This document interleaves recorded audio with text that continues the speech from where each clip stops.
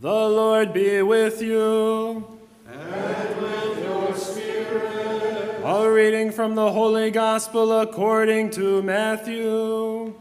Glory to you, O Lord.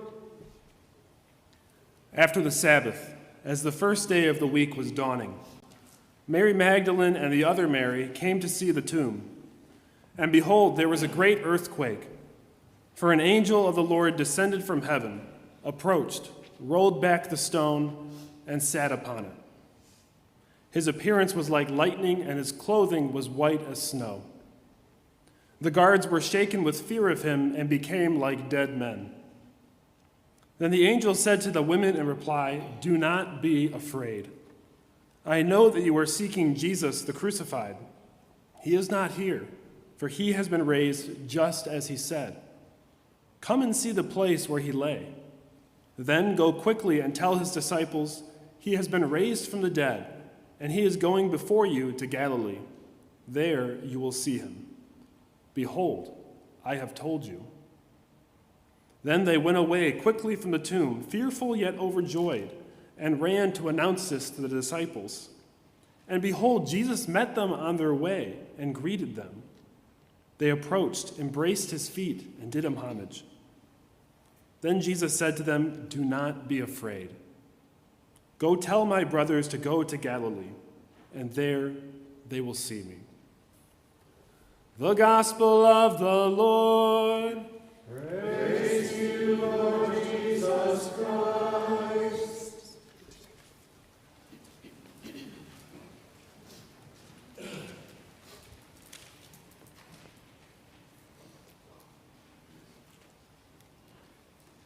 Since Palm Sunday, in my homilies, I've been asking the question, are we moving toward Jesus or away from him?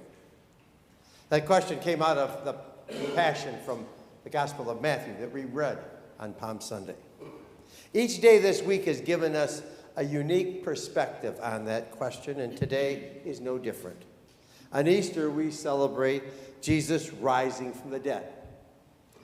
Are we moving toward Jesus who rose from the dead, or away from him? On that first Easter, Jesus rose to new life. An angel rolled back the stone. The stone wasn't rolled back so Jesus could come out of the tomb. We don't hear the angel rolled back the stone and Jesus walked out. The stone was moved so the women could see that the tomb was already empty. In the Gospel of John, we hear Jesus left the burial cloths behind. Jesus wasn't like Lazarus, who needed to be untied. Jesus showed us that his way of life is the way of dying and rising. It's the Paschal mystery. That's what our cross depicts. In order to rise to something new, you have to let go of something else. Jesus didn't just return to life, he rose to new life. He let go of everything connected with death. He left it behind. Everything that could hold him back was left in the tomb. He rose to new life, to the fullness of life. We like the idea of rising to new life, but we aren't so keen on dying to something. There are lots of things that hold us back. We have been hurt by people, slighted, put down. We have had wrongs done to us, and let's face it, we've done some things that are wrong. We carry all this with us.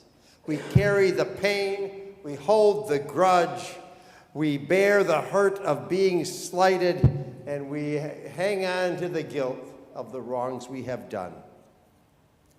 A priest I knew used to say, we pack up all our troubles in a great big bag, we come into church, we come before God, we lay out all our troubles before God, and then we pack them all back up and take them with us when we go. We need to die to these things. We need to let them go and leave them behind.